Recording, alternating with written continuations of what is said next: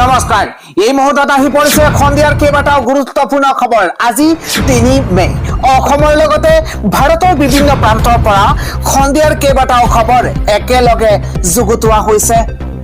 এই মুহূৰ্তত জনাই আছো খন্দিয়াৰ গুৰুত্বপূৰ্ণ খবৰ। কাউণ্টডাউন ইতিমধ্যে আৰম্ভ হৈ গৈছে, মাত্ৰ কেইটামান ঘণ্টা বাকী আছে আৰু তাৰ পাছতে আৰম্ভ হ'ব ভোট গণনা। ইতিমধ্যে কাউণ্টডাউন আৰম্ভ হৈছে আৰু কাইলৈ পুৱা 6 বজাৰ পৰা 126টা সমষ্টিৰ নিৰ্বাচনী ফলাফলৰ প্ৰতিটো আপডেট আৰম্ভ হ'ব আৰু মাত্ৰ কেইটামান ঘণ্টা বাকী আৰু 6 বজাৰ লগে লগে কাইলৈ 126টা সমষ্টিৰ নিৰ্বাচনী ফলাফল আৰম্ভ হ'ব। বিজেপিৰ অশ্বমেধ ৰুধিব নেকি গৌৰৱ বাহিনীয়ে? এই মুহূৰ্তত সবাতোকৈ ডাঙৰ প্ৰশ্ন। হিমন্ত বিশ্ব শৰ্মাৰ হাততে পুনৰবাৰ অৰ্পণ কৰিব নেকি অসমৰ ভৱিষ্যত, নে গৌৰৱ গগৈ হ'ব নতুন মুখ্যমন্ত্ৰী? এই মুহূৰ্তত ডাঙৰ খবৰ। কাউণ্টডাউন ইতিমধ্যে আৰম্ভ হৈ গৈছে। বিজেপিৰ অশ্বমেধ ৰুধিব নেকি গৌৰৱ বাহিনীয়ে, নে হিমন্ত বিশ্ব শৰ্মাৰ হাততেই পুনৰবাৰ অৰ্পণ কৰিব অসমৰ ভৱিষ্যত? তাক লৈ এতিয়া জল্পনা কল্পনা আৰম্ভ হৈছে।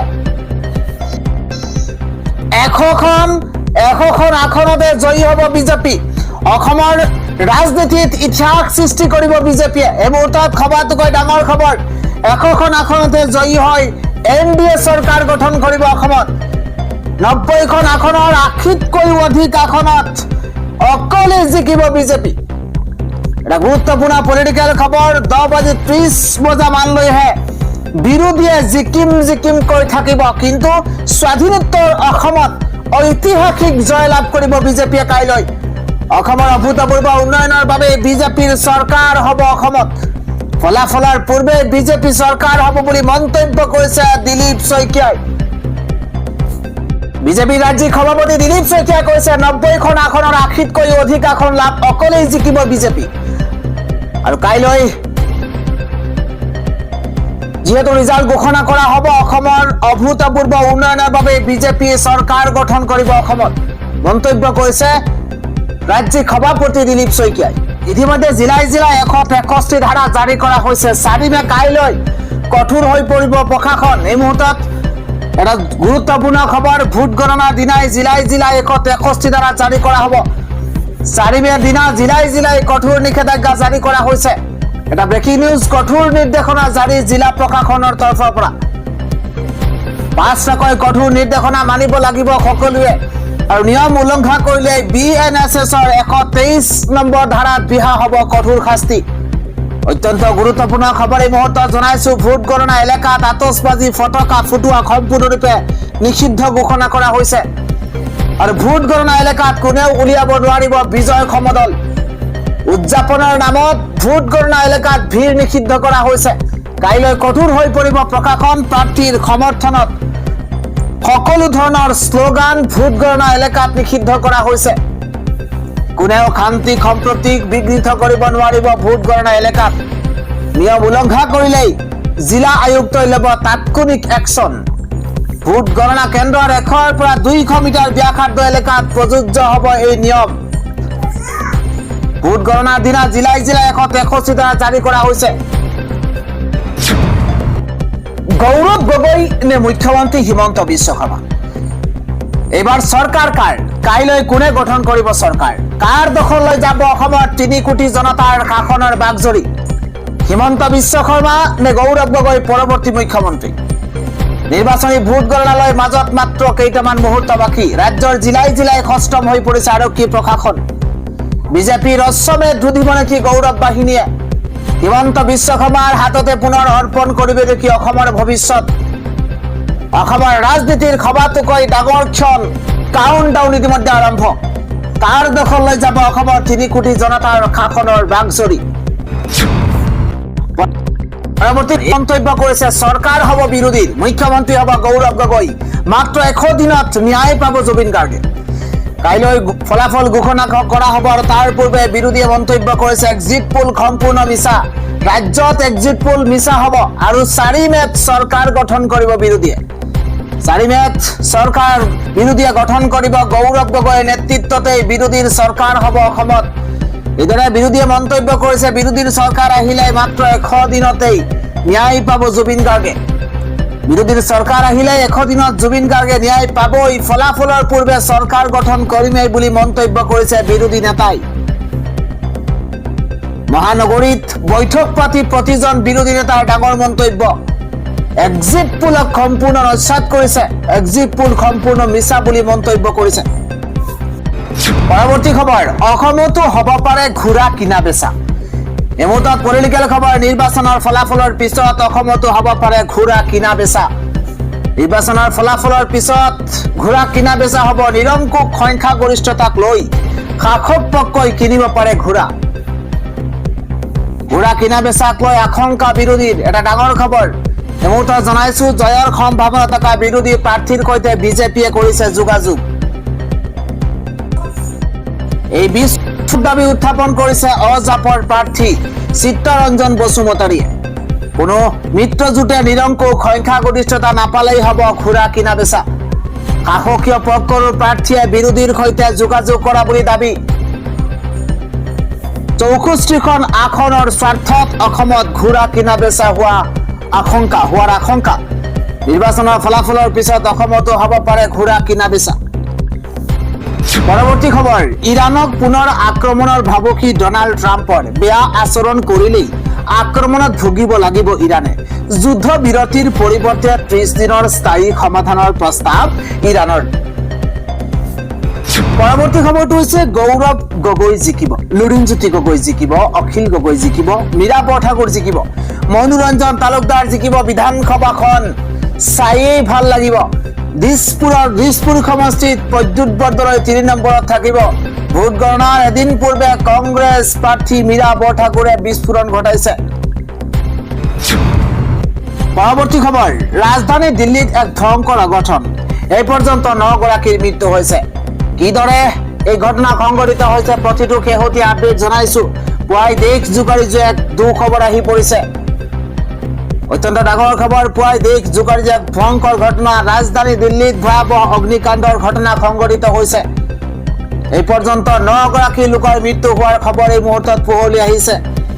শুই থাকোঁতেই আৱাসী এলেকাত বিধ্বংসী অগ্নিকাণ্ড সংঘটিত হৈছে আৰু তাৰ পাছতেই 9 গৰাকীৰ মৃত্যু। শোৱনি কোঠাৰ এয়াৰ কণ্ডিশ্যন বিস্ফোৰণত সংঘটিত হৈছে ভয়ংকৰ ঘটনা। যিকোনো মুহূৰ্তত ঘটিব পাৰে বাঢ়িব পাৰে মৃতকৰ সংখ্যা। যদি ছাই হৈ যোৱা অৱস্থাত উদ্ধাৰ কৰা হৈছে বহুতৰে মৃতদেহ। দিল্লীৰ বিবেক বিহাৰত পুৱতি নিশা সংঘটিত হৈছে অগ্নিকাণ্ড। অত্যন্ত ডাঙৰ খবৰ এই মুহূৰ্তত পুৱাই দেশ জোকাৰি এক দুখবৰ আহি পৰিছে। পৰৱৰ্তী খবৰ, 4 মে পৰ্যন্ত সাৱধান হৈ থাকক, কিয়নো কাইলৈ নিৰ্বাচনৰ ফলাফল। আৰু আনফালে বতৰ বিজ্ঞান কেন্দ্ৰৰ তৰফৰ পৰা এলাৰ্ট জাৰি কৰা হৈছে, কিয়নো 4 মে পৰ্যন্ত ৰাজ্যত বতৰে কাল ৰূপ ধাৰণ কৰাৰ সম্ভাৱনা। নিৰ্বাচনী ফলাফল ঘোষণাৰ দিনাই এলাৰ্ট জাৰি কৰা হৈছে। এই মুহূৰ্তত ৱেডাৰ আপডেট জনাইছো। 2 মেৰ পৰা 6 মেলৈকে বতৰে তাণ্ডৱ চলোৱাৰ সম্ভাৱনা। অসমত হ'ব পাৰে বান সদৃশ পৰিস্থিতি। এই মুহূৰ্তত ডাঙৰ খবৰ, উদ্বেগজনক খবৰ। এই মুহূৰ্তত 4 মেত অসমত নিৰ্বাচনী ফলাফল ঘোষণাৰ দিনটোতো এলাৰ্ট জাৰি কৰা হৈছে। ঘণ্টাত 50 কিলোমিটাৰ বেগেৰে ধুমুহা বলাৰ সম্ভাৱনা। অসমৰ লগতে উত্তৰ পূৰ্বাঞ্চলৰ কেইবাখনো ৰাজ্যত এলাৰ্ট জাৰি কৰা হৈছে। কেন্দ্ৰীয় জল আয়োগে জাৰি কৰিছে সতৰ্কবাণী। এই মুহূৰ্তত এটা জৰুৰী খবৰ, বিজুলী ঢেৰেকণি ধুমুহা শিলাবৃষ্টিৰ আশংকা প্ৰকাশ কৰা হৈছে। ইফালে আঞ্চলিক বতৰ বিজ্ঞান কেন্দ্ৰৰ তৰফৰ পৰা এলাৰ্ট জাৰি কৰা হৈছে। উজনিৰ পৰা নামনিলৈ কেইবাখনো জিলাত য়েলো এলাৰ্ট, অৰেঞ্জ এলাৰ্ট জাৰি কৰা হৈছে। মুখলধাৰ বৰষুণে সৃষ্টি কৰিব পাৰে অসমত বান সদৃশ পৰিস্থিতিত। পৰৱৰ্তী খবৰ, পূৰ্বৰ সকলো অভিলেখ ভংগ কৰি ঐতিহাসিক বিজয় লাভ কৰিব বিজেপি মিত্ৰজোঁটে। ৰাইজৰ ওপৰত আমাৰ অগাধ বিশ্বাস আছে। ৰাইজে আমাক বৃহৎ জনাদেশ প্ৰদান কৰিছে। ভোটদানৰ পূৰ্বে এই মন্তব্য কৰিছে দীপুৰঞ্জন শৰ্মাই। পৰৱৰ্তী খবৰ, কাইলৈ পুৱাৰে পৰা ভোট গণনা কেন্দ্ৰত প্ৰশাসনিক তৎপৰতা। কোন সমষ্টিত কিমান ৰাউণ্ডত পাব ফলাফল, প্ৰতিটো শেহতীয়া আপডেট এই মুহূৰ্তত জনাইছো। পুৱাৰে পৰা ভোট গণনা কেন্দ্ৰত প্ৰশাসনিক তৎপৰতা আৰম্ভ হ'ব। 126টা সমষ্টিত ভোট গণনা কেন্দ্ৰই 30 স্তৰীয় নিৰাপত্তা বেষ্টনী। 722 গৰাকী প্ৰাৰ্থীৰ ভাগ্য নিৰ্ণয় কৰিবলৈ জনতাৰ স্বাক্ষৰ গণনাৰ বাবে সাজু হৈ পৰিছে ৰাজ্য। পুৱা 8 বজাৰ পৰা আৰম্ভ হ'ব ভোট গণনা প্ৰক্ৰিয়া। 35খন জিলাৰ 40টাকৈ ভোট কেন্দ্ৰত ভাগ্যৰ দুৱাৰ খোল খাব প্ৰাৰ্থী। কোন সমষ্টিত কিমান ৰাউণ্ডত পাব ফলাফল আমি প্ৰতিটো আপডেট জনাইছো। কোকৰাঝাৰ জিলাৰ 5টা সমষ্টিত ভোট গণনাৰ বাবে সাজু 500 বিষয়া কৰ্মচাৰী। আইন শৃংখলা ৰক্ষাৰ বাবে নিয়োজিত 700 আৰক্ষী জোৱান। কোকৰাঝাৰ চৰকাৰী উচ্চতৰ মাধ্যমিক আৰু বহুমুখী বিদ্যালয়ৰ 3টা সমষ্টিৰ বাবে হ'ব ভোট গণনা। এটা ডাঙৰ খবৰ, গণনা হ'ব কোকৰাঝাৰ, বাওখুংৰি আৰু দুতমা সমষ্টিৰ ভোটাৰৰ স্বাক্ষৰ। বড়োলেণ্ড বিশ্ববিদ্যালয়ত হ'ব ভোট গণনা আৰু গোসাইগাঁও সমষ্টিৰ বাবে হ'ব ভোট গণনা। কোকৰাঝাৰ সমষ্টিত 14 ৰাউণ্ড, বাওখুংৰিত 16 ৰাউণ্ড, দতমাত 13 ৰাউণ্ড আৰু পৰ্বতজোৰাত 17 ৰাউণ্ড আৰু গোসাইগাঁৱত 11 ৰাউণ্ডত গণনাৰ অন্তত ওলাব ৰিজাল্ট। ধেমাজিতো ভোট গণনাৰ বাবে সাজু হৈ পৰিছে জিলা প্ৰশাসন। অত্যন্ত ডাঙৰ খবৰ, ধেমাজি মহাবিদ্যালয়ত, ধেমাজি চিচিবৰ গাঁও আৰু জোনাইৰ বাবে হ'ব ভোট গণনা। 14খনকৈ টেবুলত হ'ব জনতাৰ স্বাক্ষৰ গণনা। ধেমাজি আৰু চিচিবৰ গাঁও সমষ্টিৰ খবৰ পাব 17টা ৰাউণ্ডত ভোট গণনাৰ অন্তত জোনাই সমষ্টিৰ বাবে প্ৰায় 21টা ৰাউণ্ডত হ'ব ভোট গণনা। ইফালে চৰাইদেউৰ 2 সমষ্টিৰ সোণাৰী আৰু মাহমৰাৰ বাবে সোণাৰী মহাবিদ্যালয়ত চলিব ভোট গণনা। এটা ব্ৰেকিং নিউজ, 10খন টেবুলত চলা ভোট গণনাৰ অন্তত 19টা ৰাউণ্ডত পাব মাহমৰাৰ খবৰ। 21টা ৰাউণ্ডত সোণাৰী সমষ্টিৰ খবৰ লাভ কৰিবলৈ সক্ষম হ'ব। শিৱসাগৰ সমষ্টিত ভোট গণনা হ'ব 20টা ৰাউণ্ডত। ডিমৌ সমষ্টিত ভোট গণনা হ'ব 17টা ৰাউণ্ডত। নাজিৰা সমষ্টিৰ ভোট গণনা 17টা ৰাউণ্ডত হ'ব। এইদৰে আৰক্ষী প্ৰশাসনো সষ্টম কৰি পেলোৱা হৈছে আৰু কাইলৈ অধিক তীক্ষ্ণ নজৰ ৰাখিব আৰু ইতিমধ্যে 500 বিষয়া সাজু কৰি তোলা হৈছে। পৰৱৰ্তী খবৰ, সাৱধান হওক, সতৰ্ক হওক। ইনষ্টাগ্ৰামত যিকোনো মেছেজ দিয়ে নেকি আপুনি? আপত্তিজনক ফটো মেছেজ পঠিয়ালে আপোনাৰ হ'ব পাৰে বিপদ। এই মুহূৰ্তত এটা ডাঙৰ খবৰ, ইনষ্টাগ্ৰাম ব্যৱহাৰকাৰীৰ বাবে আহি গৈছে ডাঙৰ খবৰ। কিয়নো ইনষ্টাগ্ৰাম ব্যৱহাৰকাৰীসকলে সাৱধান হওক। এতিয়াৰে পৰা ইনষ্টাগ্ৰামত ব্যক্তিগত চাৰ্ট সম্পূৰ্ণ সুৰক্ষিত নাথাকিব। মেটাই পঢ়িব পাৰিব মেছেজৰ কণ্টেইন। ইনষ্টাগ্ৰামত শ্বেয়াৰ কৰা মেছেজ ৰিলত নাথাকিব প্ৰাইভেচি। ইনষ্টাগ্ৰামে বন্ধ কৰি দিব এণ্ড টু এণ্ড এনক্ৰিপশ্যন। ইনষ্টাগ্ৰামত পঠোৱা প্ৰতিটো মেছেজত নজৰ ৰাখিব মেটাই। ইনষ্টাগ্ৰামত বৃহৎ আপডেট কৰিব মেটাই। ডাঙৰ খবৰ এই মুহূৰ্তত, গতিকে আপুনি সাৱধান হওক, আপুনি সতৰ্ক হওক। পৰৱৰ্তী খবৰ, চেকিং অবিহনে ষ্ট্ৰং ৰুম চৌহদত বিজেপিৰ প্ৰতীক সম্বলিতকাৰীয়ে আৰু তাৰ পাছতে উত্তপ্ত পৰিস্থিতি। ভোট গণনাৰ কেইটামান ঘণ্টাৰ পূৰ্বে উত্তপ্ত পৰিস্থিতি। এই মুহূৰ্তৰ ডাঙৰ খবৰ, ষ্ট্ৰং ৰুম আৰু ইভিএমক লৈ ৰাজপথত প্ৰতিবাদ সাব্যস্ত। চৌদিশে কটকটীয়া নিৰাপত্তা, আৰক্ষী, চিআৰপিএফ ষ্ট্ৰং ৰুম চৌহদত প্ৰৱেশক লৈও জাৰি গুৰুত্বপূৰ্ণ নিৰ্দেশনা। চেকিং অবিহনে এইবাৰ ষ্ট্ৰং ৰুম চৌহদত সোমাল গাড়ী আৰু বিজেপিৰ প্ৰতীক সম্বলিত গাড়ীৰ কৰা নহ'ল কোনো চেকিং। কিয় চেকিং নকৰাকৈ সোমাল বিজেপিৰ চিহ্ন থকা গাড়ী? তাক লৈ প্ৰতিক্ৰিয়া আৰম্ভ হৈছে। ষ্ট্ৰং ৰুমৰ বাহিৰত তীব্ৰ প্ৰতিবাদ সাব্যস্ত টিএমচি কৰ্মকৰ্তাৰ। কলকাতাৰ ভৱানীপুৰত এক উত্তেজনাময় পৰিৱেশৰ সৃষ্টি হৈছে। ভোট গণনাৰ ঘণ্টাৰ পূৰ্বে এক উত্তপ্ত পৰিস্থিতিৰ সৃষ্টি হৈছে। পৰৱৰ্তী খবৰ, জাপানৰ পৰা আহিয়েই নিৰ্বাচনী ফলাফলৰ অংকত লাগিল মুখ্যমন্ত্ৰী হিমন্ত বিশ্ব শৰ্মা। জাপান ভ্ৰমণ সামৰি যোৱা শনিবাৰে অসম পালেহি মুখ্যমন্ত্ৰী ডক্টৰ হিমন্ত বিশ্ব শৰ্মাই।